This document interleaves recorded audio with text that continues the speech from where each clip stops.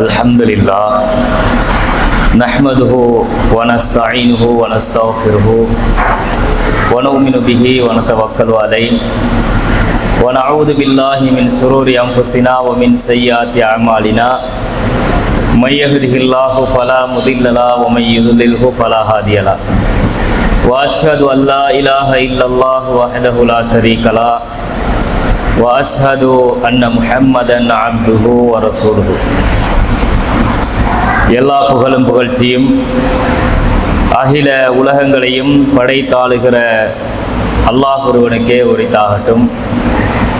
அவனுடைய அன்பும் கருணையும் நபிகள் பெருமானார் ஸல்லல்லாஹு அலைஹி வஸல்லம் அன்னவர்கள் மீதும் அவருடைய குடும்பத்தார்கள், கிளையார்கள், உற்ற தோழர்கள் கியாம நாள் வரைக்கும் அவர்கள் காட்டிய வழிப்படி வாழ்ந்து மரணிக்கின்ற அனைவர்கள் மீதும் உண்டாகட்டுமாக.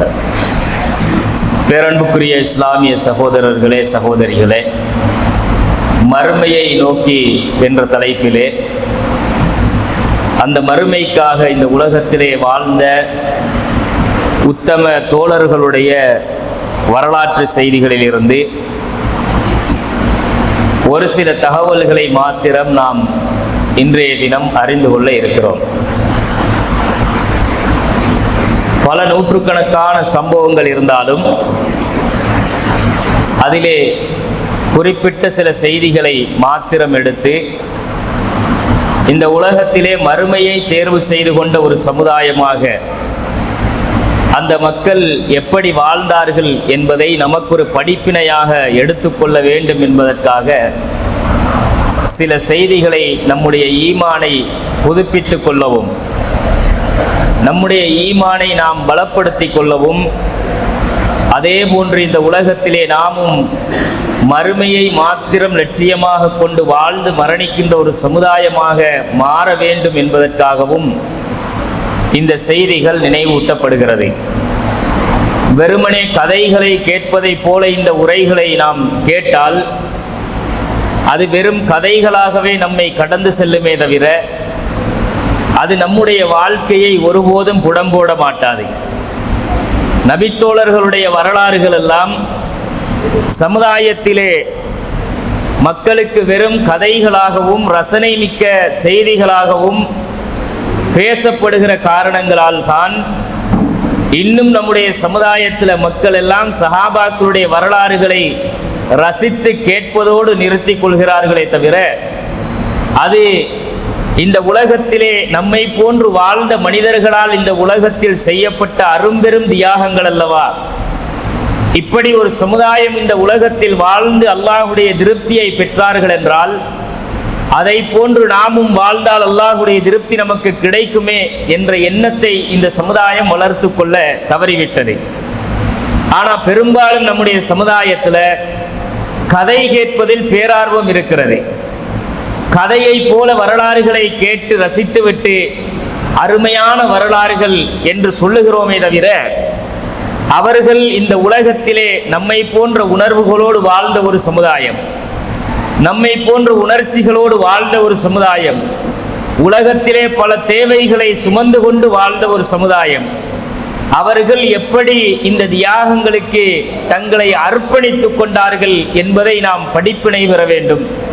அன்பார்ந்த சகோதர சகோதரிகளே, அல்லாஹு தஆலா அவனுடைய திருமறை குர்ஆனிலே சொல்லுகிறான், வமினன் நாஸி மை யஷ்ரி நஃப்ஸஹு இப்திகாஅ மர்லாத்தில்லாஹ்.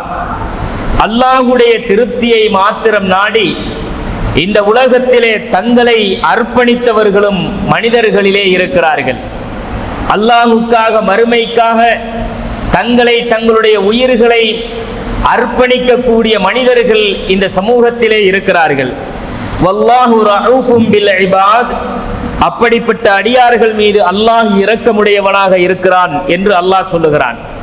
அப்ப தங்களுடைய வாழ்க்கையை முழுக்க முழுக்க இந்த உலகத்திலே அல்லாஹ்வுடைய திருப்திக்காக அர்ப்பணித்துக் கொண்டவர்களும் அர்ப்பணிக்கின்ற மக்களும் இருக்கிறார்கள் என்று அல்லாஹ் சொல்லுகிறான்.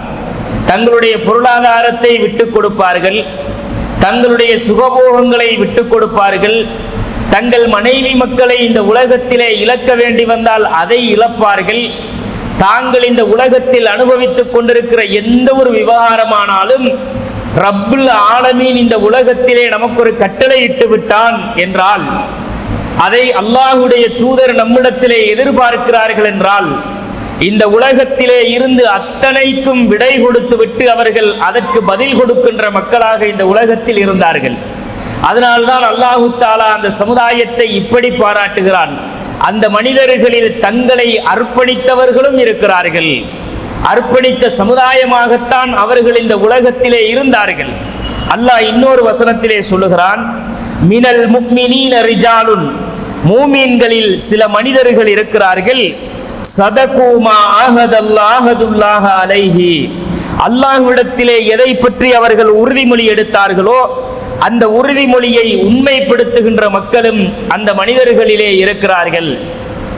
அல்லாஹ்விடத்தில் இந்த உலகத்தில் அவர்கள் எடுத்த உடன்படிக்கை என்ன?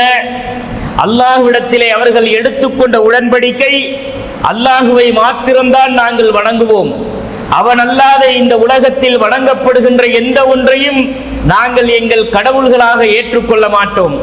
அவன் இந்த உலகத்திலே யாரை தன் தூதராக அனுப்பினானோ அந்த தூதரை எங்களுடைய உயிரினும் மேலாக நாங்கள் நேசிப்போம்.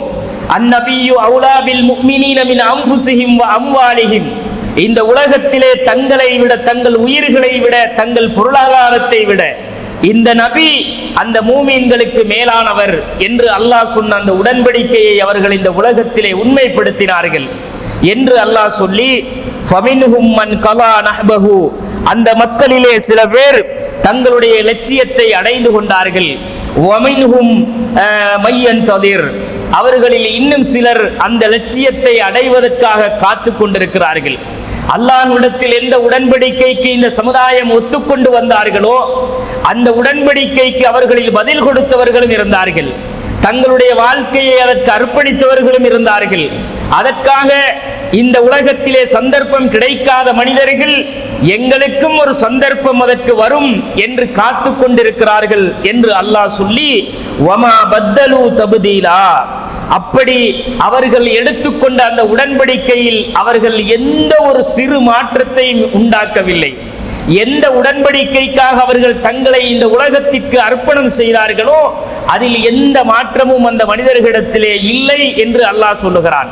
அப்ப அல்லாஹு தஆலா இந்த சமுதாயத்தை எப்படி பாராட்டுகிறான் என்றால், அவர்கள் எடுத்துக்கொண்ட உடன்படிக்கையில் அவர்கள் உண்மையாளர்களாக இருந்தார்கள். அந்த உடன்படிக்கையை இந்த உலகத்திலே நிறைவேற்றி காட்டினார்கள். நிறைவேற்றுவதற்காக எங்களுக்கும் ஒரு சந்தர்ப்பத்தை அல்லாஹ் தருவான் என்று அந்த மனிதர்கள் எதிர்பார்த்திருந்தார்கள் என்று அல்லாஹு தஆலா திருமறை குர்ஆனிலே அந்த சமுதாயத்தை பற்றி பேசுகிறான். கண்ணியத்திற்குரிய சகோதரர்களே, இந்த உலகத்திலே இஸ்லாத்தினுடைய ஆரம்ப காலம் அது எப்படிப்பட்ட நெருக்கடியான ஒரு காலம் என்பதை நாம் வரலாற்றிலே படிக்கிறோம்.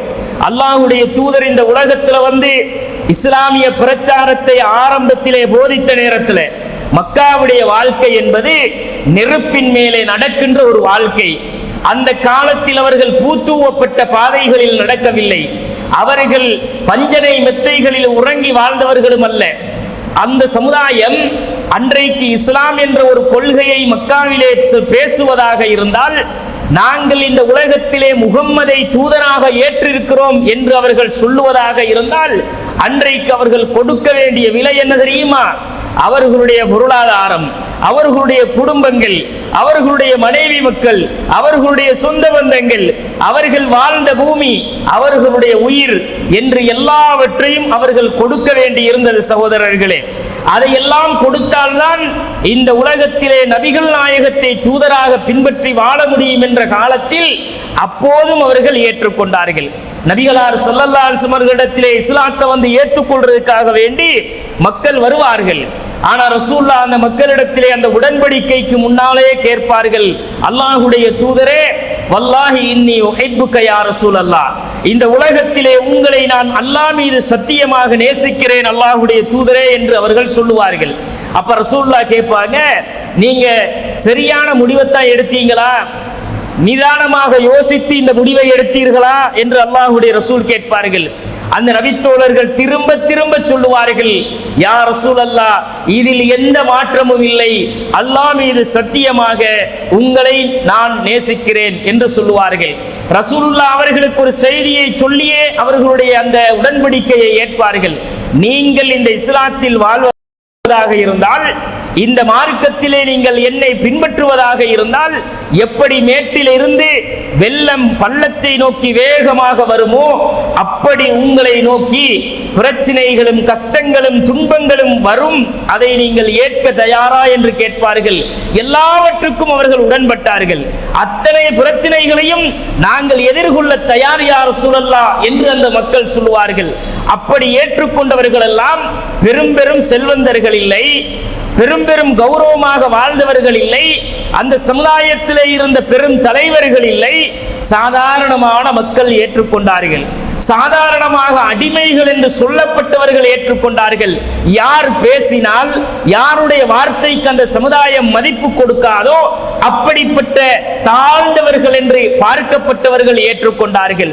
அப்படி எந்த வகையிலுமே அந்த சமுதாயத்திலே பெரும்பான்மை மக்களால் மதிக்கப்படாத ஒரு சமூகமாக இருந்த சாதாரண மனிதர்கள் தான் அல்லாஹ்வுடைய தூதரை ஆரம்பத்திலே ஏற்றிருந்தார்கள். அப்படி ஏற்ற காலத்திலே தான் அடிக்கப்பட்டிருக்கிறார்கள், துன்புறுத்தப்பட்டிருக்கிறார்கள், நெருப்பு கங்குகளிலே புரட்டி புரட்டி வதை செய்யப்பட்டிருக்கிறார்கள், தெருக்கள் எல்லாம் கட்டி இழுத்து அவர்களை சிறுவர்களுடைய கையிலே கொடுத்து விளையாட செய்திருக்கிறார்கள். எல்லா நேரங்களிலும் அந்த சமுதாயம் அல்லாஹ்விடத்தில் செய்த உடன்படிக்கைக்கு மாறு செய்யவில்லை. அல்லாஹு தஆலா அதனாலதான் அந்த சமுதாயத்திற்கு ரலியல்லாஹு அன்ஹும் வரது அன்ஹு, அல்லாஹ் அவர்களை பொருந்திக் கொண்டான், அவர்களும் அல்லாஹ்வை பொருந்திக் கொண்டார்கள் என்ற சான்றிதழை அல்லாஹ் கொடுத்தான். கண்ணியத்திற்குரிய சகோதரர்களே, இஸ்லாமிய வரலாற்றில் முதலாவது நடந்த போர் பத்ர் போர்.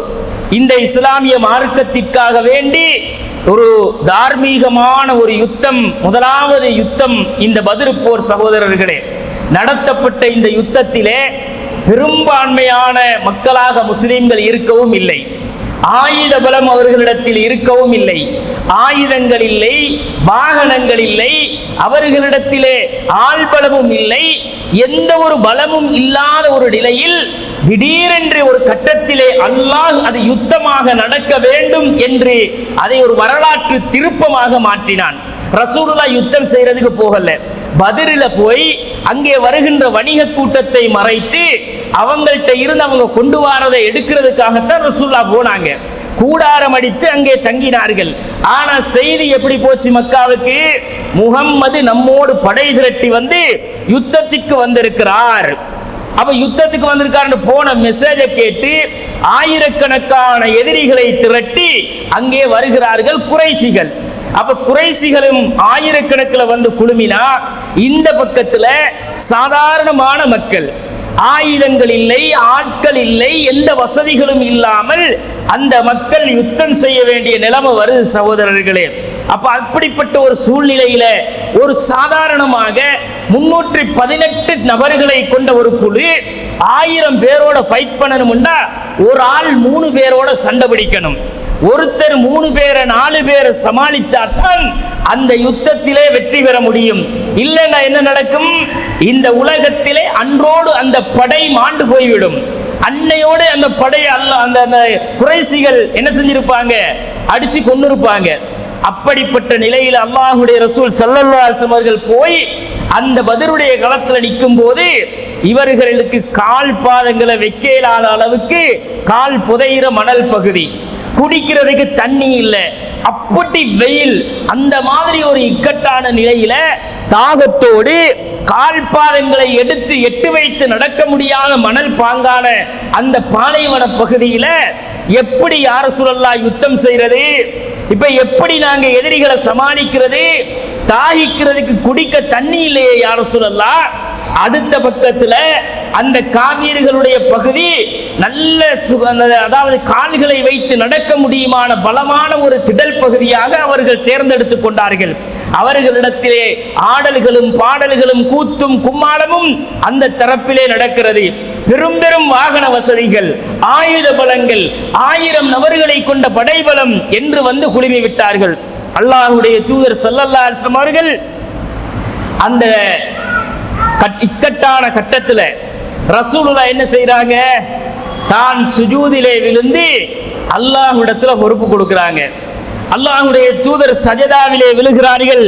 சஜிதாவிலே விழுந்து அல்லாஹ்வுடைய ரசூல் சொன்னார்கள், அல்லாஹும்ம அன்ஜிஸ்லி மா வஅத்தனி, அல்லாஹும்ம ஆதி மா வஅத்தனி. யா அல்லாஹ், நீ எனக்கு வாக்களித்ததை தந்துவிடு யா அல்லாஹ், எங்களுக்கு வெற்றியை தந்துவிடு யா அல்லாஹ், எங்களை இதுல சோதிச்சிராதே யா அல்லாஹ். அல்லாஹும்ம இன் துஹ்லிக் ஹாதிஹில் இஸாபத மின் அஹ்லில் இஸ்லாம், இந்த இஸ்லாத்திற்காக சேர்ந்திருக்கிற இந்த சின்ன படையை அழிக்கப்பட்டு விட்டது என்றால், இன்றைய தினம் அழிந்து போய்விட்டால், லா துஅபது ஃபில் அர்தி அபதா, இதற்கு பிறகு இந்த பூமியில் உன்னை வணங்குவதற்கு யாரும் இருக்க மாட்டார்கள். இதை அழிச்சிராதே யா அல்லாஹ், எங்களுக்கென்று நீ வாக்களித்த வெற்றியை தா, உன்னுடைய உதவியை தா யா அல்லாஹ் என்று அல்லாஹ்வுடைய ரசூல் சுஜூதிலே இருந்து அந்த சுஜூதில் தலையை தூக்காமல் கன நேரமாக அல்லாஹ்வுடைய ரசூல் இருக்கிறாங்க. அல்லாஹ்வுடைய தூதர் இந்த நிலையில இருக்கிறதை கண்டு அபூபக்கர் சித்திக் ரலியல்லாஹு அன்ஹு அவர்கள் ரசூலுல்லாஹ்ட்ட வந்து பின்னால் அல்லாஹ்வுடைய ரசூலை அவருடைய ஆடையை பிடித்து பேசுறாங்க. யா ரசூலல்லாஹ், போதும் அல்லாஹ்வுடைய தூதரே, நீங்கள் இதுவரைக்கும் உங்களுடைய இறைவனிடத்திலே இதை முறையிட்டது போதும் யா ரசூலல்லாஹ், யா நபி அல்லாஹ், கஃபாக்க முனாசதத்துக்க ரப்பக்க, உங்களுடைய இறைவனோடு நீங்கள் பேசியது போதும் அல்லாஹ்வுடைய ரசூலே. ஃபஇன்னஹு சயுன்ஜிசு லக மா வஅதக, அல்லாஹ் நிச்சயமாக உங்களுக்கு வாக்களித்த வெற்றியை தருவான் அல்லாஹ்வுடைய ரசூலே. ஃபஅன்ஸலல்லாஹு அஸ்ஸ வஜல்ல, அந்த நேரத்தில் தான் அல்லாஹ்வுடைய ரசூல் தலையை தூக்கி எழும்புறாங்க. அல்லாஹ் எனக்கு வாக்களித்ததை தர போதுமானவன், எனக்கு இந்த யுத்தத்திலே வெற்றியை தர போதுமானவன் அப்படின்னு ரசூலா தலையை தூக்குறாங்க. அல்லாஹ் மலையை இறக்குறான். மலையை இறக்கி குடிக்க தண்ணியை சேமித்துக் கொள்கிறார்கள். கால் பாதங்களை வைக்க முடியாத அந்த பகுதியில கால் பாதங்களை வச்சு நடக்கிறதுக்கு ஏற்ற மாதிரி பூமி பலப்படுத்தப்படுகிறது. அல்லாஹ் அந்த வசனத்தில் சொல்றான், சகோதரர்களே, இது தஸ்தகீசுன ரப்பக்கும் ஃபஸ்தஜாப லக்கும், அல்லாஹ்விடத்திலே நீங்கள் உதவியை தேடினீர்கள், அல்லாஹ்விடத்தில் அவனுடைய உதவியை நீங்கள் கேட்டீர்கள், அல்லாஹ் உங்களுக்கு பதிலளித்தான். அன்னி முமித்துக்கும் பி அல்ஃபின் மினல் மலாயிகத்தி முர்திஃபீன், நிச்சயமாக நான் என்னுடைய மலக்குகளில் ஆயிரக்கணக்கான மலக்குகளை இறக்கி உங்களை நான் பலப்படுத்தினேன். 300 பேர் என்று அந்த மக்களுடைய உள்ளத்திலே இருந்த அந்த பயத்தை, பலவீனத்தை, அச்சத்தை அந்த மக்களுக்கு அல்லாஹ் பலப்படுத்துறான். நீங்க பயப்படாதீங்க, அல்லாஹ்வாகிய நான் உங்களை ஒருபோதும் கைவிட மாட்டேன். என்னுடைய மார்க்கத்திற்காக, இந்த தீனுக்காக நீங்கள் களமிறங்கி வந்த ஒரு சமுதாயம், அந்த சமுதாயத்திற்கு என்னுடைய உதவி என்றும் இருக்கும் என்று அல்லாஹு தஆலா அந்த சமுதாயத்துக்கு மலக்குமார்களை ஆயிரக்கணக்காக இறக்கி அந்த சமுதாயத்திற்கு அல்லாஹ்வுடைய உதவியை நேருக்கு நேராக கொடுத்தான். சகோதரர்களே, பத்ர் களத்திலே அந்த சஹாபாக்களுடைய வாள்கள் வீசப்படுவதற்கு முன்னாலே எதிரிகளுடைய தலைகள் எல்லாம் உருண்டோடியது என்று சஹாபாக்கள் சொல்லுவார்கள். ஒரு சஹாபி வாளை எடுப்பார் வெற்றதுக்கு, அவர் ஓங்கி வீசும் போது அவருடைய வாள் செல்ல முன்னால் தலை விழுந்து விடும். சகோதரர்களே, அப்படி அல்லாஹ்வுடைய உதவியை இந்த உலகத்திலே அந்த சமுதாயத்திற்கு அல்லாஹ் கொடுத்தான். அவங்க அப்ப இந்த உலகத்தில் அந்த சமுதாயம், அந்த சின்ன ஒரு கூட்டம் அழிக்கப்பட்டு விட்டால் என்ன நிலைமையாக இருக்கும்? 300 பேர் 1000 பேரோடு போராடலாமா என்றால் போராடி பார்த்துருவோம் யார சொல்லலான்னு நின்றாங்க. ஆனா அந்த சமுதாயம் திரும்பி போகலையே. வந்து பத்ர் களத்தில் நின்றவங்க பார்த்திருக்கணும், 1000 பேரா, அவ்வளோ பேரோட எப்படி யார சொல்லலாம் நாங்க போராடுறது, வாங்க திரும்பி போயிருவோம் அப்படின்னு நினைச்சு பேசினாங்களா? அல்லாஹ்வுடைய ரசூலிடத்துல போய் அபூபக்கர் ரலியல்லாஹு அன்ஹு அவர்களாவது யார் ரசூலுல்லாஹ், நம்ம யுத்தம் தேவல்ல, சமாதானமா பேசி போயிடலாமா என்று கேட்டார்களா? எந்த நபித்தோழர்களாவது மனதிலே ஒரு சின்ன ஒரு அதிருப்தியையாவது வெளிப்படுத்தினார்களா? முகத்திலோ அவர்களுடைய உள்ளங்களிலோ அவர்களுடைய பேச்சுக்களிலோ இந்த ஒரு இக்கட்டான நிலைமையில் கூட அல்லாஹ்வுடைய தூதரோடு வந்திருக்கிற நாம் யுத்தம் செய்து வெல்ல முடியாது என்று திரும்பி சென்று விடலாம் என்ற ஒரு அதிருப்தியை இந்த உலகத்தில் காட்டினாங்களா? பார்க்க முடியாது. ஆனா அவர்களுடைய நோக்கம் ஒன்றாக இருந்தது. இந்த உலகத்திலே இழப்பது உயிராக இருந்தாலும் இந்த இடத்தில் அதை பார்த்து விட்டுத்தான் செல்ல வேண்டும் என்று நின்றார்கள். ரசூலுல்லாவோடு அவர்கள் நின்ற அந்த அணியில் பின்வாங்கி விடவில்லை. அப்படி நின்றவர்களுக்கு அல்லாஹ்வுடைய உதவியை இந்த உலகத்திலே கொடுத்தான்.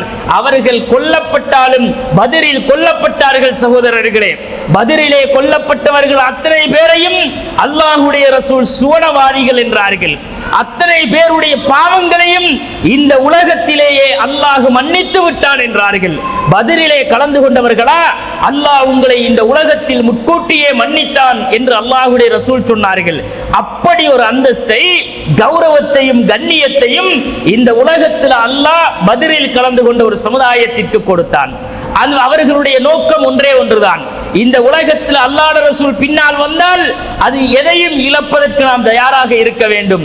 உலகத்தை இழப்பதற்கு நாம் தயார். இந்த உலகத்திலே நாம் அல்லாஹ்வுடைய ரசூலுக்கு கொடுத்த வாக்கொன்று இருக்கிறது. அல்லாஹ்விடத்தில் நாம் செய்து கொண்ட ஒரு உடன்படிக்கை இருக்கிறது.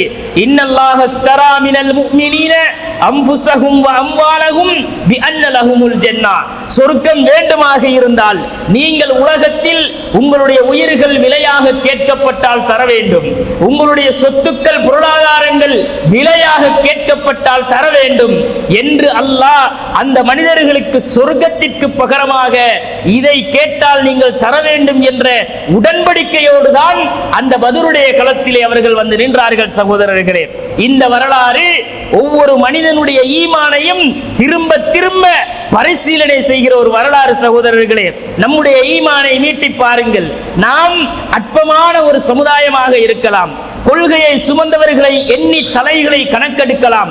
அல்லாஹ்வுடைய உதவியை மட்டும் இந்த உலகத்திலே எதிர்பார்த்து அல்லாஹ் நம்மை கைவிட மாட்டான் என்ற நம்பிக்கையை மட்டும் உள்ளத்திலே ஆழமாக இருத்தி மறுமைதான் எங்களுடைய வாழ்க்கை என்ற லட்சியத்திற்காக இந்த உலகத்தில் வாழ்ந்து கொண்டிருக்கிற ஒவ்வொரு மனிதனுக்கும் நிச்சயம் அல்லாஹ் பத்ரிலே கொடுத்த அந்த உதவியை கண் முன்னால் நமக்கு இந்த உலகத்தில் காட்டுவான். காட்டாவிட்டாலும் கூட இந்த உலகத்தில் அது எங்களுக்கு ஒரு இழப்பு அல்ல. எங்களுக்கு இந்த உலகத்தை விட மறுமையுடைய வாழ்க்கை சிறந்தது என்ற நம்பிக்கை இருக்கிறது என்பதை நாம் உள்ளத்திலே ஆழமாக இருத்த வேண்டும். சகோதரர்களே, அதே மாதிரி மறுமைக்காக வாழ்ந்த தோழர்கள்ல இன்னொரு சம்பவத்தை பாருங்க.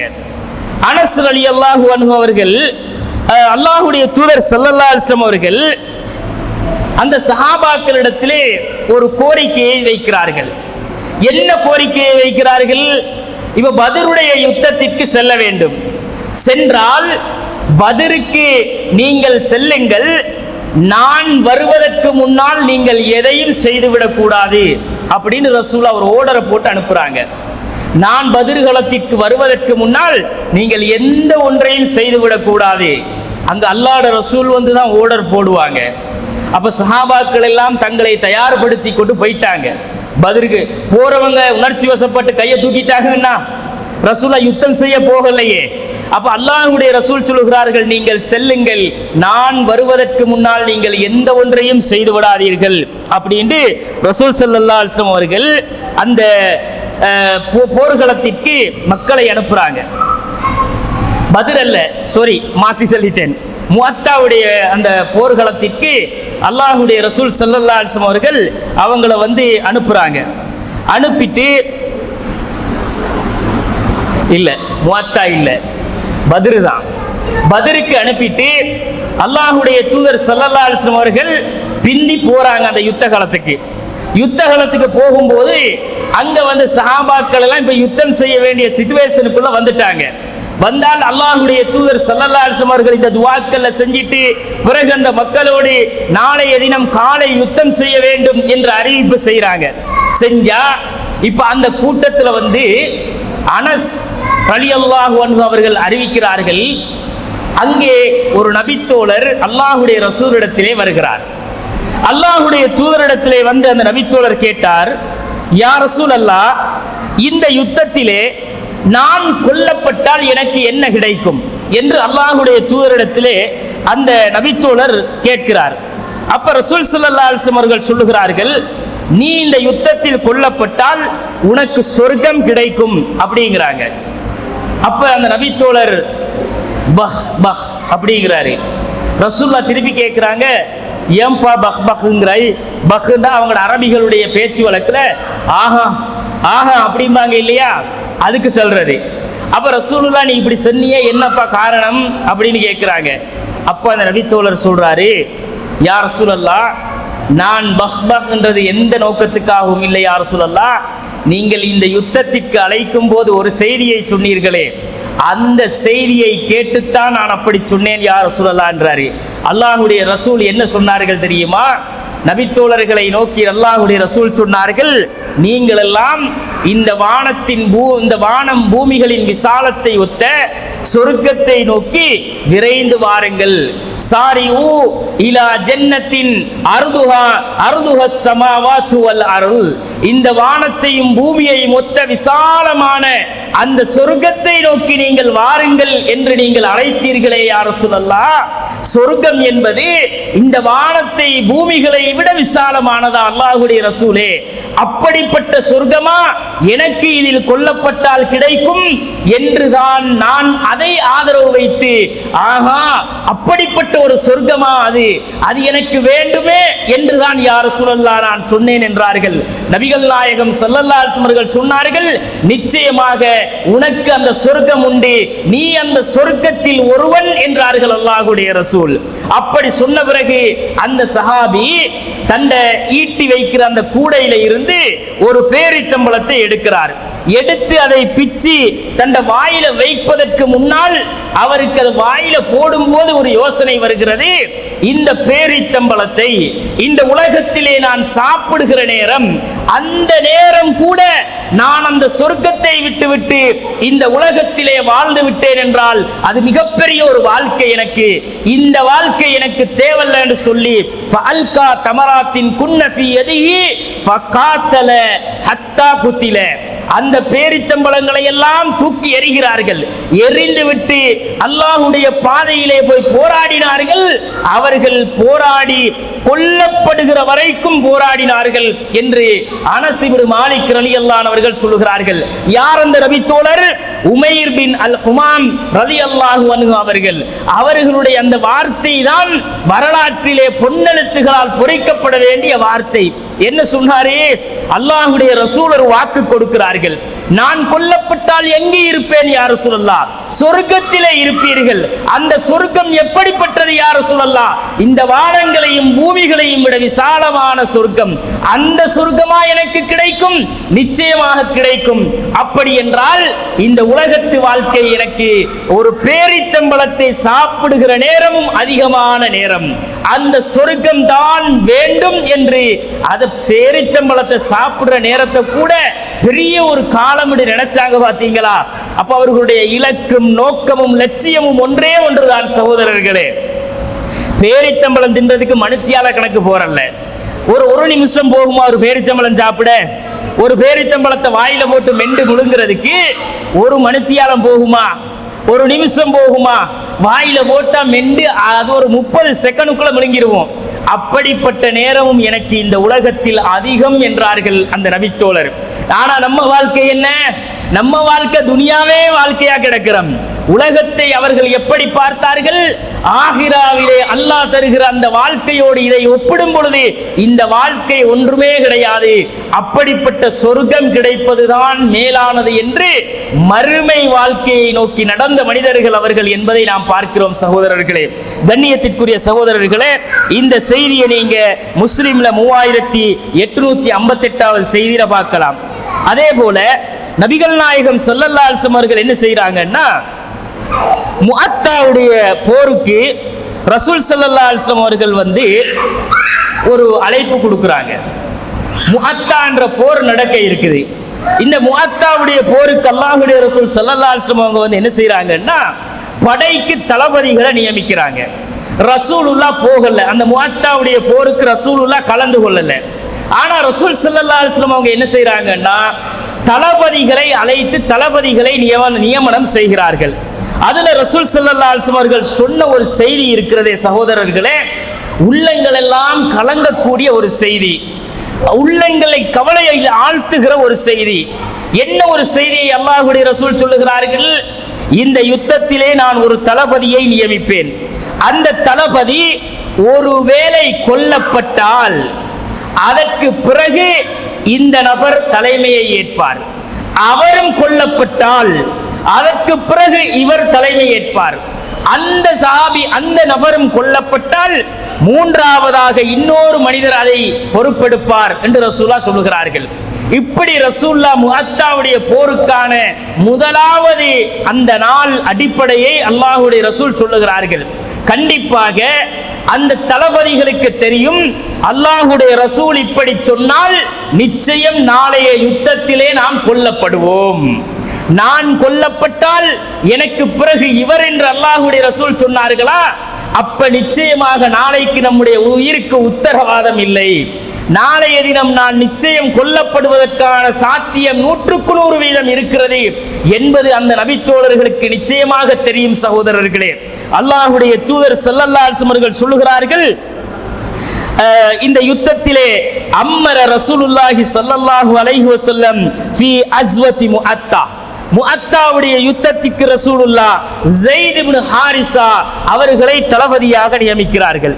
ஸைத் இப்னு ஹாரிஸாவை தளபதியாக நியமித்துவிட்டு ஃபகால ரசூலுல்லாஹி ஸல்லல்லாஹு அலைஹி வஸல்லம், அல்லாஹ்வுடைய ரசூல் இப்பதான் சொல்றாங்க, இன் குதில ஸைத் ஃபஜஅஃபர், ஸைத் இப்னு ஹாரிஸா கொல்லப்பட்டால் அதற்கு அடுத்து தலைமை தாங்க வேண்டியவர் ஜாஃபர் என்று அல்லாஹ்வுடைய ரசூல் சொல்லுகிறார்கள். வ இன் குதில ஜாஃபர், ஜாஃபர் கொல்லப்பட்டு விட்டால் அதற்கு பிறகு அப்துல்லாஹ் இப்னு அபி ரவாஹா, அப்துல்லாஹ் இப்னு ரவாஹா அதற்கு பொறுப்பெடுப்பார் என்று அல்லாஹ்வுடைய ரசூல் சொல்லுகிறார்கள். கண்ணியத்திற்குரிய சகோதரர்களே, இந்த செய்தியில அந்த 3 நபித்தோழர்களுக்கும் நிச்சயமாக தெரியும், அல்லாஹ்வுடைய ரசூல் நம்மை நிச்சயமாக இந்த யுத்தத்தில் கொல்லப்பட போகிறோம் என்பதை முன்னறிவிப்பு செய்கிறார்கள்.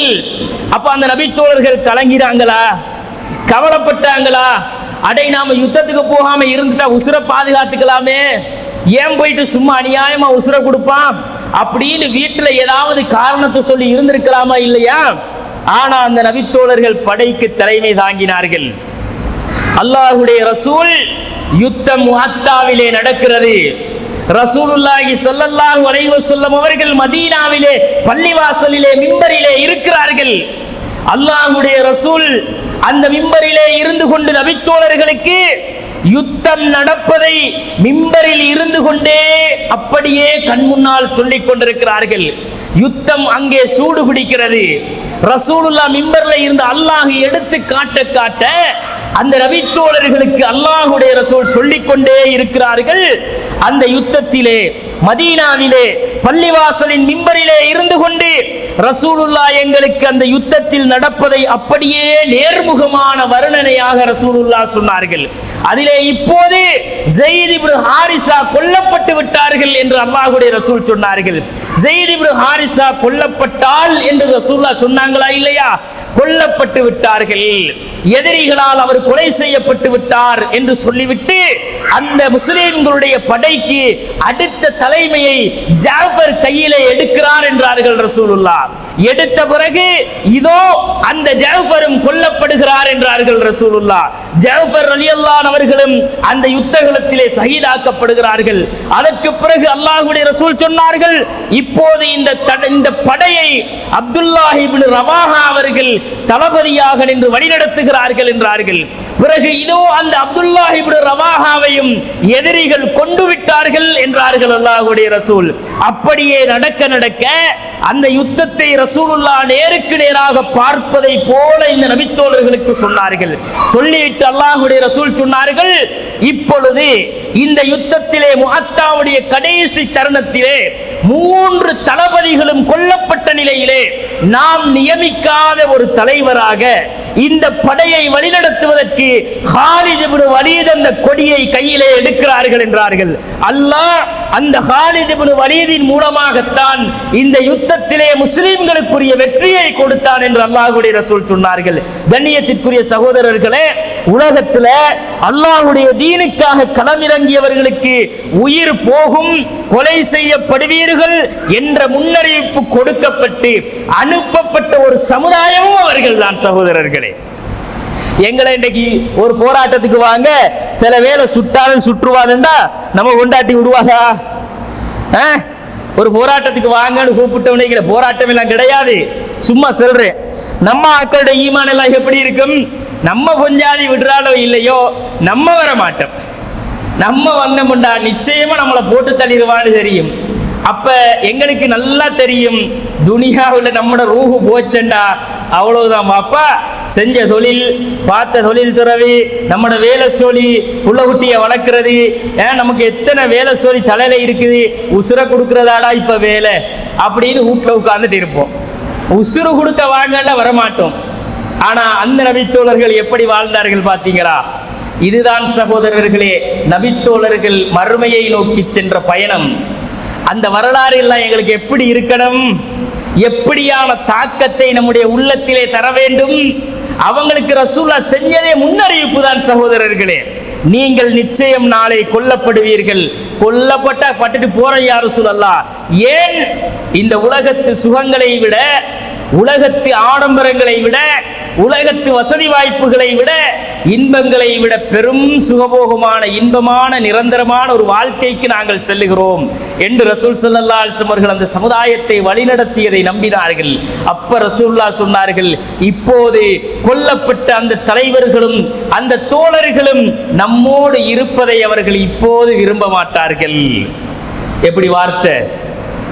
கொல்லப்பட்டாங்களே நபித்தோழர்கள், அவங்க இப்ப நம்மளோட இருக்கிறது அவங்களுக்கு மகிழ்ச்சி தர மாட்டாது. நம்மளோட இருக்கிறதை இப்ப அவங்க விரும்ப மாட்டாங்க. ஏன்? அவர்கள் கொல்லப்பட்டு சென்றது எதை நோக்கி? இந்த உலகத்தை விட சிறந்த ஒரு வாழ்க்கையை நோக்கி அவர்கள் சென்று விட்டார்கள். அதுதான் அவர்களுக்கு மகிழ்ச்சியை தரும் என்று அல்லாஹ்வுடைய ரசூல் சொன்னார்கள். சகோதரர்களே, இந்த செய்தியை நாம புகாரியில 3603வது செய்தியில பார்க்கலாம். அப்ப கண்ணியத்திற்குரிய சகோதரர்களே, இப்படி ஒரு சம்பவத்தை நம்முடைய வாழ்க்கையில் கற்பனை பண்ணி பாருங்கள். நம்ம வாழ்க்கையில கற்பனை பண்ணி பாருங்க. சொர்க்கத்தை நோக்கி நடந்த அந்த பாதங்கள் பின்னால் நம்முடைய எட்டுக்களை எடுத்து வைத்தால்தான் நாம் இந்த உலகத்திலே ஈமானுடைய சுவையை அனுபவிக்க முடியும். சகோதரர்களே, நமக்கு அந்த ஈமானுடைய சுவை உள்ளத்துல ஏன் இல்லை?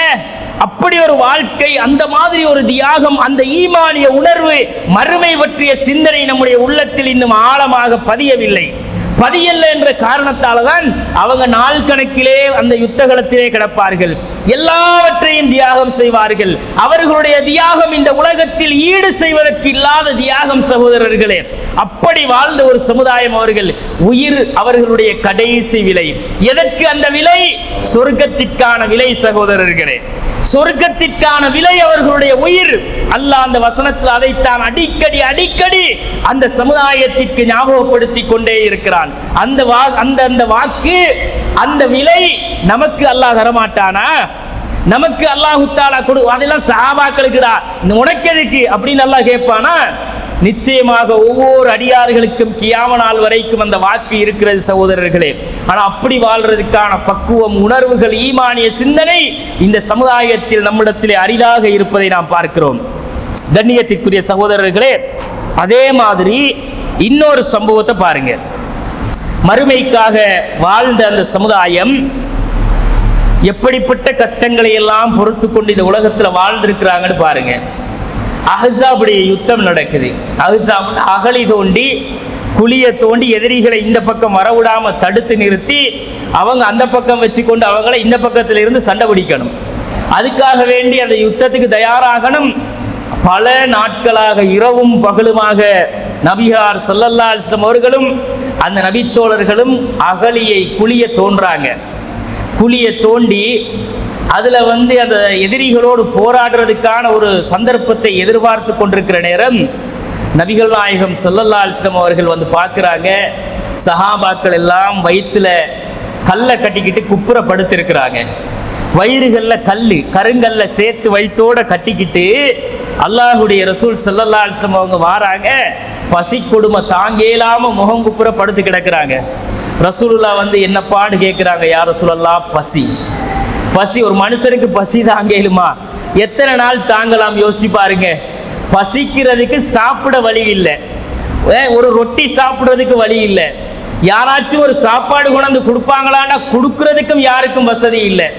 அப்படி ஒரு சிச்சுவேஷன்ல இவ்வளவு பெரிய தியாகம் செய்யறதா இருந்தா யோசிச்சு பாருங்க. அப்ப அந்த சஹாபாக்கள் வயிறுகளை, அந்த அவங்களோட ஆடைகளை அகற்றி காட்டுறாங்க.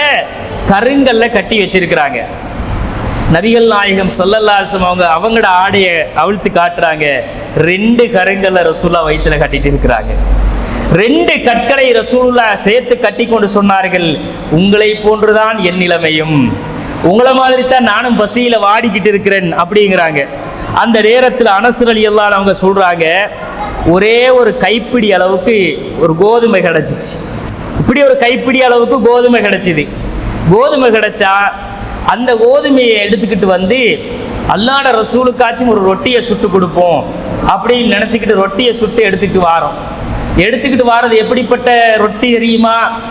அன்னைக்கு அந்த ரொட்டியை வந்து எப்படி சமைச்சு எடுத்துட்டு வராங்கடா, யுத்தூன பிமில் இ கஃபி மினஸ் ஸஅரி, ஒரு கைப்பிடி அளவுக்கு வாட்கோதுமை கொண்டு வரப்பட்டது. ஃபயுஸ்னஉ லஹும் பிஇஹாலத்தி சனீஹத்தின், ஒரு கெட்டு போன கொழுப்போடு சேர்த்து அந்த வாட்கோதுமை அந்த மக்களுக்கு சேர்த்து சமைக்கப்பட்டு தூலஉ பைன யதையில் கௌம், ஒரு கைப்பிடி சாப்பாடு கெட்டு போன கொழுப்போட சேர்த்து சமைக்கப்பட்டு அது சஹாபாக்களுக்கு மத்தியில் வைக்கப்பட்டால் வல் கௌமு ஜியாஉன், பசியில வாடி போய் அந்த சமுதாயம் இருந்தார்கள். அவ்வளவு பசியிலே அவர்கள் இருந்தார்கள். அந்த நேரத்தில் வஹிய பஸீஅத்துன் ஃபில் ஹல்கி வலஹா ரீஹுன் முன்தினுன், அவங்களுக்கு அந்த சாப்பாடு தொண்டைக்கு கீழே இறங்க இயலாத அளவுக்கு அந்த துருநாற்றம் அடிக்கக்கூடியதாக அந்த சாப்பாடு இருந்துச்சு. வாயில வைப்பாங்க, தொண்டைக்குழி கீழே இறங்காது. அந்த சாப்பாடு எப்படி கெட்டு போன கொழுப்போட மாவை வந்து பெரட்டி உருட்டி எடுத்து இந்த பசியையாவது இதையாவது சாப்பிட்டு பசியை அடக்கிக்கிடுவோம் அப்படின்னு நினைச்சு அவங்க வாயில போடுவாங்க. ஆனா அது தொண்டைக்கு கீழே இறங்க மாட்டாதும்பாங்க. நாங்க இப்படி பழுதா போன ஒரு சாப்பாடை திம்பமா மூக்குக்கிட்ட எடுத்து மோந்து பார்த்துட்டு தூக்கி வீசிடுவோம். ஆனா அவங்க அதைத்தான் திண்டாங்க. தின்ன இயலாது, அவரே சொல்றாரு, எடுத்து வாயில வைப்பாங்க, ஆனா தொண்டைக்கு கீழே இறங்காது, அது அப்பவும் திண்டாங்க.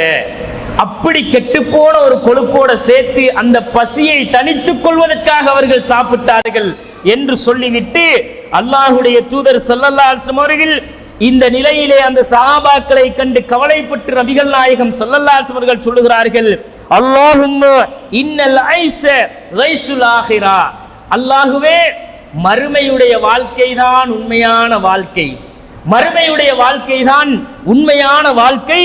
ஃபக்ஃபிரலில் அன்சாரி வல் முஹாஜிரா, முஹாஜிர்களையும் அன்சாரிகளையும் மன்னித்து விடியா அல்லாஹ். எப்படியான நிலைமையில இருக்கிறாங்கன்னு பாரியா அல்லாஹ். இந்த நிலையிலும் உன்னுடைய மார்க்கத்திற்காக வந்து பசியை தாங்கி அந்த கஷ்டமான காலத்திலும் உனக்காக வந்து நிற்கிற சமுதாயம் யா அல்லாஹ். இவர்கள் தியாகத்திற்கு அவர்கள் முன்னோடிகளாக இருந்தார்கள். பசியை அடக்கி தங்கள் வயிற்றை கட்டி அல்லாஹ்வுடைய திருப்திக்காக இந்த உலகத்திலே அதை தாங்கிக் கொண்டவர்கள் அவர்கள். யா அல்லாஹ், இவர்களை நீ மன்னித்து விடு யா அல்லாஹ். மறுமையுடைய வாழ்க்கை தான் உண்மையான வாழ்க்கை, அவர்களுக்கு அந்த வாழ்க்கையை நீ கொடு யா அல்லாஹ் என்று அந்த சஹாபாக்களுக்காக நபிகள் நாயகம் பிரார்த்தனை செய்றாங்க. ஆனா அந்த சஹாபாக்கள் ஒரு பதில் கொடுத்தார்கள் சகோதரர்களே. நபித்தோழர்கள் அந்த கட்டத்திலையும் பசி பொறுக்கேலாது யா ரசூலல்லாஹ், ஏதாவது சாப்பிடையாச்சும் கிடைச்சுமா உஜாரா வேலை செய்யறதுக்குண்டு அப்படியாச்சும் கேட்டாங்களா? நான் கேட்கல.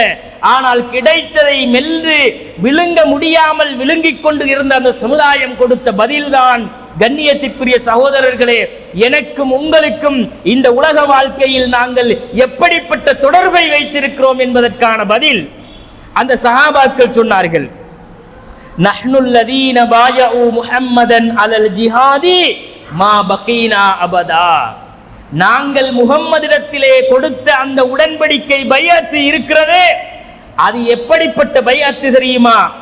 அலல் ஜிஹாதி மா பகீனா அபதா, இந்த உலகத்தில் எங்களுடைய கடைசி சொட்டு உயிர் இருக்கிற வரைக்கும் நாங்கள் அல்லாஹ்வுக்காக எங்கள் உயிரை தியாகம் செய்வோம் என்ற பைஅத் என்றார்கள் சகோதரர்களே. எங்களுடைய உயிர் கடைசி மூச்சு இருக்கிற வரைக்கும் நாங்கள் முஹம்மதுக்கு செய்து கொடுத்த பைஅத் உடன்படிக்கையே, அதற்காக நாங்கள் எங்கள் உயிரை கடைசி வரைக்கும் நின்று அர்ப்பணம் செய்வோம் என்பதை. அப்படித்தான் அவர்கள் நின்றார்கள். அதனால் தான் பசியை தாங்கினார்கள், குளிரை தாங்கினார்கள், வெயிலை தாங்கினார்கள். பட்டினியோடு இந்த பூமியிலே வயிற்றை பூமியில் கல்லை கட்டி ஒட்டி கொண்டாலும் அல்லாஹ்வுக்காக போராடுகிற நேரத்திலே தாங்கள் எழுந்து நின்று போராடி உயிரை இந்த உலகத்திலே அர்ப்பணம் செய்தார்கள். சகோதரர்களே, நாங்கள் உயிரோடு இருக்கிற காலம் வரைக்கும் நாங்கள் ஜிஹாது செய்வதற்கு தயார். அல்லாஹ்வுடைய பாதையில் அறப்போரிலே கலந்து கொண்டு இந்த சத்திய மார்க்கத்திற்காக எங்களுடைய உயிர்களை இழப்பதற்கு நாங்கள் உங்களுக்கு பையத்து செய்து தந்திருக்கிறோம் யா ரசூலல்லாஹ் என்றார்கள். கண்ணியத்திற்குரியவர்களே, எப்படிப்பட்ட ஒரு வாழ்க்கை வாழ்ந்திருக்கிறாங்கன்னு யோசிச்சு பாருங்க. அவங்களோட வாழ்க்கை, அவர்களுடைய லட்சியம், அவர்களுடைய குறிக்கோள்கள் எல்லாமே நபிகள் நாயகம் ஸல்லல்லாஹு அலைஹி வஸல்லம் அவர்களுக்கு நாங்கள் செய்த உடன்படிக்கை. அந்த உடன்படிக்கையை நாங்கள் நிறைவேற்றும் போது அல்லாஹ் நமக்கு தருகின்ற வெகுமதிகள் என்பதை நோக்கி சென்ற சமுதாயம் அவர்கள் என்பதை இந்த செய்தியில நாங்க பார்க்கிறோம். நம்ம ஆட்கள் பட்டினி பொறுக்க மாட்டாங்க. வந்து இருந்து ஒரு மணி நேரம் பயான் செய்யற நேரத்தில் ஒரு டீ கொடுக்கலன்னு வைங்க, என்ன மனுஷன்டா இவன், ஒரு தண்ணி சொட்டு வச்சிருக்காராடா பள்ளியில, ஒரு டீயை தாரானா, ஒரு பிஸ்கட்டை தாரானா, ஒரு மணி நேரம் உசுர வாங்குறான்கள் போட்டு பயானம் பண்ணி என்பார்கள். அந்த சமுதாயம் எப்படி தெரியுமா? சாப்பாட்டுக்காக வந்த சமுதாயம் அல்ல, அவர்கள் மறுமைக்காக வேண்டி உயிரை இழக்க வந்த சமுதாயம். உசுர கொடுக்கிற நிலைமையிலே சாப்பாடு கிடைச்சாட்டியும் பிரச்சனை இல்லைன்னு இருந்துட்டு போனாங்க. நாம ஒரு டீயை தராட்டி இன்னொரு பள்ளிக்கு போய் பார்ப்போம். எங்கடா அந்த பள்ளியிலையாச்சும் நமக்கு ஒரு 2 பிஸ்கெட்டை, ஒரு வாழைப்பழத்தை, ஒரு சப்சா பெட்டிஸை தரமாட்டானாடா, நோன்பு காலத்திலேயாச்சும் ஒரு தண்ணியை வைங்கடா பள்ளியிலேண்டு இப்படி நம்மட சமுதாயம் இருக்கும். கண்ணியத்திற்குரிய சகோதரர்களே, நாம் உலகத்தை தேர்ந்தெடுத்து கொண்டு வாழுகிறவர்கள், அவர்கள் மறுமையை தேர்ந்தெடுத்து வாழ்ந்தவர்கள். சகோதரர்களே, இதையெல்லாம் நாம் ஏன் சொல்லுகிறோம் தெரியுமா? அவர்கள் நடந்த பாதைகளிலே நீங்கள் நடந்து பாருங்கள். அவர்கள் நடந்து சென்ற பாதைகளை கொஞ்சம் மீட்டி பாருங்கள். அவர்கள் ஒன்றும் வானத்தால் வந்து விழுந்த சமுதாயம் இல்லை. அவர்கள் பூமியை பிளந்து கொண்டு வந்த சமுதாயமும் இல்லை. இந்த வரலாறுகள் எல்லாம் கதைகளாக நாம் கேட்கக்கூடாது சகோதரர்களே. அது வாழ்க்கையாக அவர்கள் வாழ்ந்த அடிச்சுவடுகள். இந்த உலகத்திலே அவர்கள் விட்டு சென்ற தடயங்கள் இதெல்லாம். இதை நாங்கள் கவனத்திலே கொள்ள வேண்டும். கண்ணியத்திற்குரிய சகோதரர்களே, குடும்பம் குடும்பமாக, தனித்தனி மனிதர்கள் அல்ல, குடும்பம் குடும்பமாக இந்த மார்க்கத்திற்கு மறுமைக்காக தியாகம் செய்தவர்கள் அவர்கள். ஹாரிசா ரலியல்லாஹு அன்ஹு அவர்களுடைய ஹாரிசா இப்னு சுராக்கா என்றவர், அவரோட உம்மா வாராங்க. வயசான காலத்துல அவங்களோட உம்மா வந்து அல்லாஹ்வுடைய ரசூல்கிட்ட கேட்டாங்க, யா ரசூலல்லாஹ், பத்ருடைய களத்திலே என்னுடைய மகன் ஹாரிசா கொல்லப்பட்டது உங்களுக்கு தெரியும். என்னுடைய மகனை அம்பெய்தி யாரோ ஒருத்தர் கொன்று விட்டான். என்னுடைய மகன் கொல்லப்பட்டது உங்களுக்கு நன்றாக தெரியும் யா ரசூலல்லாஹ். நான் என்னுடைய மகன் மீது எந்த அளவு இந்த உலகத்திலே அன்பும் பாசமும் வைத்திருந்தேன் என்பதும் உங்களுக்கு தெரியாமல் இல்லை யா ரசூலல்லாஹ். என்னுடைய மகனை குறித்து நீங்கள் எனக்கு செய்தி சொல்லக்கூடாதா? என் கொல்லப்பட்ட என்னுடைய மகனை பற்றி நீங்கள் எனக்கு ஒரு செய்தியை அறிவிக்க கூடாதா யா ரசூலல்லாஹ்? என்னுடைய மகன் கொல்லப்பட்டதனால் இந்த உலகத்தை விட்டு சென்ற என் மகன் இப்போது எங்கே இருப்பான்? அவனுக்கு நல்ல முடிவு இருந்தால் அதை கொண்டு நான் இந்த உலகத்திலே சந்தோஷப்படுவேன். அது அல்லாமல் அவன் இருக்கின்ற இடம் வேறாக இருந்தால் அதற்காக இந்த உலகத்திலே நான் அழுது புலம்பி கண்ணீர் வடிப்பேன் அப்படின்னு ஹாரிசா அவர்களுடைய தாயார் வந்து சொல்றாங்க. அல்லாஹ்வுடைய ரசூல் ஸல்லல்லாஹு அலைஹி வஸல்லம் அவர்கள் சொன்னார்கள், ஹாரிசாவுடைய தாயே, நீங்க அல்லாஹ் வந்து ஒரே ஒரு சொர்க்கம் தான் வச்சிருக்கிறான்னு நினைக்கிறீங்களா? உங்களுடைய மகன் சொர்க்கத்திலே இருக்கிறான். அந்த சொர்க்கத்திற்கு 100 படித்தரங்கள் இருக்கிறது. அந்த 100 படித்தரங்களிலே மிக உயர்வான ஜன்னத்துல் ஃபிர்தௌஸிலே உங்களுடைய மகன் இருக்கிறான் என்றார்கள். அப்படி அவர்களுடைய பிள்ளைகளை இழந்ததுக்கு கவலைப்பட்டு கண்ணீர் வடிக்கல அவங்க. என்னுடைய பிள்ளையை நான் இழந்திருக்கிறேன் யா ரசூலல்லாஹ், ஆனால் இழந்த என் பிள்ளையின் மறுமை வாழ்க்கை என்ன என்று கேட்டார்கள் அந்த தாய். என் பிள்ளையின் மறுமை வாழ்க்கை என்ன? சொர்க்கமா நரகமா? நரகம் என்றால் அதை என்னால் பொறுக்க முடியாது அல்லாஹ்வுடைய ரசூலே. என் மகனுக்குரிய அந்தஸ்து என்ன என்பதை கேட்டார்கள். உங்களுடைய மகனுக்கு ஹாரிசாவின் சுராக்காவுக்கு மறுமையில் கிடைக்கின்ற இடம் தாயே ஜன்னத்துல் ஃபிர்தௌஸ் என்ற உயர்தரமான சொர்க்கம் என்றார்கள் ரசூலுல்லாஹ். இது உலகத்தில் அளிக்கப்பட்ட வாக்கு. அந்த சமுதாயத்துக்கு அவங்க குடும்பத்துல பிள்ளையை இழக்கிறதுக்கு தயங்கினவங்க இல்ல. பிள்ளையை இழந்துருவோமே, பிள்ளைய போய் போராட்டத்தில் கலக்க விட்டா மௌத்தா போயிருவானே, வெட்டி கொன்றுவாங்களே. கொல்லப்பட்டதனால் தான் சகோதரர்களை அந்த தாய் வந்தார்கள். கொல்லப்பட்டதனால் தான் தன் மகனை குறித்து விசாரிக்க வந்தார்கள் அப்படிங்கிறத பார்க்கிறோம். பிள்ளைகளை இழப்பதையோ கணவனை இழப்பதையோ இந்த உலகத்திலே அவர்கள் ஒரு பொருட்டாக இழப்பாக எடுக்கவில்லை. ஏனென்றால் அந்த பெண்களும் மறுமைக்காகத்தான் தங்கள் குடும்பங்களோடு நடந்து வந்தவர்கள். மறுமை வாழ்க்கை தான் எங்களுக்கு உண்மையான வாழ்க்கை என்று வந்ததனால் தான் இழப்புகளை கூட அவர்கள் இந்த உலகத்திலே தாங்கிக் கொண்டார்கள் அப்படிங்கிறத நாங்க பார்க்கலாம். இது புகாரியில 2809 6550 செய்தியில இது நாங்க பார்க்கலாம். கண்ணியத்திற்குரிய சகோதரர்களே, அனஸ் இப்னு நலர் ரலியல்லாஹு அன்ஹு அவருடைய வரலாறு இந்த உலகத்திலே மிக பிரபல்யமான ஒரு வரலாறு. அனஸ் இப்னு நலர் ரலியல்லாஹு அவங்க பத்ருடைய யுத்தம் நடக்கும்போது ஊர்ல இருக்கல அந்த சஹாபி. அவர் வெளியே எங்கேயோ போயிட்டாரு. அப்ப அனஸ் இப்னு நலர் அவங்க திரும்ப வாராங்க. அல்லாஹ்வுடைய ரசூலிடத்திலே சொல்லுகிறார்கள், யா ரசூலல்லாஹ், இந்த பத்ருடைய களத்தில் எனக்கு கலந்து கொள்ள கிடைச்சாம போயிட்டு யா ரசூலல்லாஹ். ஆனா நான் இருந்திருந்தா அந்த பத்ருல நான் எப்படி எதிரிகளுக்கு எதிராக இருந்திருப்பேன் என்றதை அல்லாஹ் பார்த்திருப்பான்ண்டாங்க. ஆனால் எனக்கு ஒரு சந்தர்ப்பம் வரும். அந்த சந்தர்ப்பம் வந்தால் நிச்சயமாக நான் எப்படி அந்த எதிரிகளுக்கு எதிராக இருப்பேன் என்பதையும் அல்லாஹ் பார்ப்பான் என்றார்கள். எப்படி வார்த்தை! எனக்கு பத்ருல தான் கலக்க கிடைச்சல, ஆனா எனக்கு அந்த சந்தர்ப்பம் கிடைச்சாம போனது கவலை. ஆனால் எனக்கு ஒரு சந்தர்ப்பம் வரும் யா ரசூலல்லாஹ். அந்த சந்தர்ப்பம் வந்தால் நான் எப்படி அல்லாஹ்வுக்காக இந்த முஸ்ரிக்கீன்களோடு நடப்பேன் என்பதையும் அல்லாஹ் பார்ப்பான் என்றார்கள். அப்ப பத்ருடைய யுத்தம் முடிஞ்சு அதுக்கு பழி தீர்க்கிறதுக்காக எதிரிகளுடைய படை திரட்டப்பட்டு 2வது போருக்காக அந்த மக்கள் படையெடுக்கிறார்கள். அந்த படையில இந்த அனஸ் இப்னு நலர் ரலியல்லாஹு அவங்க என்ன செய்யறாங்கன்னா, எதிரிகளுக்கு எதிராக போராடுறதுக்கு களத்துக்கு வாராங்க. களத்துக்கு வந்தா அங்க அந்த போராட்டத்தில் உஹது களத்தில் சஹாபாக்கள் எல்லாம் அடிக்கப்பட்டு சிதறி சின்னாபின்னமாகி ஓட ஆரம்பிக்கிறாங்க. சிதறி சின்னாபின்னமாகி ஓட ஆரம்பிக்கக்கூடிய அந்த நேரத்தில் அல்லாஹ்வுடைய ரசூலை பாதுகாக்கிறதுக்கு ஆள் இல்லை.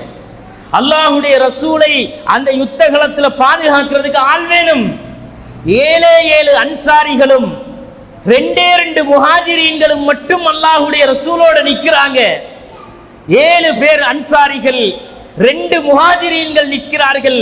அல்லாஹ்வுடைய தூதர் ஸல்லல்லாஹு அலைஹி வஸல்லம் அவர்கள் சொன்னார்கள், இதோ இந்த எதிரிகளை எனக்காக எதிர்த்து போராடுகிறவர்கள் உங்களில் இருக்கிறீர்களா? அப்படி இருந்து நீங்கள் போரிட்டு ஒருவேளை நீங்கள் கொல்லப்பட்டால் என்னோடு நீங்கள் சொர்க்கத்திலே நண்பர்களாக இருப்பீர்கள் என்றார்கள் அல்லாஹ்வுடைய ரசூல். என்னுடைய உற்ற நண்பர்களாக நீங்கள் சொர்க்கத்திலே இருப்பீர்கள் என்று ரசூல் ஸல்லல்லாஹு அலைஹி வஸல்லம் அவர்கள் சொல்லுகிறார்கள். அப்ப அதுல அந்த 7 நபித்தோழர்களில் அன்சாரிகளில் ஒருவர் பின் ஒருவராக எதிரிகளோடு போராடி அல்லாஹ்வுடைய ரசூலை பாதுகாப்பதற்காக அந்த களத்திலே கொல்லப்படுகிறார்கள். எதிரிகள் எல்லாம் அடித்து அடித்து முஸ்லிம்கள் சிதறி சின்னாபின்னமாகி ஓடும் பொழுது அனஸ் இப்னு நலர் ரலியல்லாஹு அவர்கள் சொல்லுகிறார்கள், அல்லாஹும்ம இன்னி அஅ்ததிரு இலைக்க மிம்மா ஸனஅ ஹாஉலா. இந்த யுத்தத்திலே புறமிதுகிட்டு ஓடினார்களே என்னுடைய தோழர்கள், யா அல்லாஹ், அவர்கள் விஷயத்திலே அவர்களுக்காக நான் உன்னிடத்தில் மன்னிப்பு கேட்கிறேன். ஓடிட்டாங்க. யுத்தத்தில் ஓடக்கூடாது. யுத்தம் என்று வந்துட்டா ஒன்று வெல்லணும், இல்லாட்டி உசுறு போகணும். அந்த சஹாபாக்கள் சிதறி ஓடினார்கள். யா அல்லாஹ், என் தோழர்கள் செய்த காரியத்திற்காக நான் உன்னிடத்திலே மன்னிப்பு கேட்கிறேன் யா அல்லாஹ் என்று சொல்லிவிட்டு வஅப்ரஉ இலைக்க மிம்மா ஸனஅ ஹாஉலா, இதோ இந்த முஸ்ரிக்கீன்கள் உங்களுக்கு எதிராக போராடுகிறார்களே, அல்லாஹ்வுடைய ரசூலுக்கு எதிராக போராடுகிறார்களே, அதுக்கும் எனக்கும் எந்த சம்பந்தமும் இல்லை யா அல்லாஹ். அந்த எதிரிகளுடைய போராட்டத்திற்கும் எனக்கும் எந்த சம்பந்தமும் இல்லை. சும்ம தகத்தம ஃபஸ்தக்பல்துஹு ஃபஸ்தக்பலஹு. பிறகு அப்படி சொல்லிவிட்டு அவர் முன்னோக்கி வந்தார். சஅத் இப்னு முஆத் அவர்களை அழைத்து சொன்னார்கள், யா சஅத், சஅதே, இதோ இந்த உஹதினுடைய மலை அடிவாரத்தில் இருந்து அந்த சொர்க்கத்தினுடைய வாடை எனக்கு வீசுகிறது சஅதே என்றார்கள். அந்த உஹதினுடைய மலையடிவாரத்திலே இருந்து எனக்கு அந்த சொர்க்கத்தின் வாடை வருகிறது.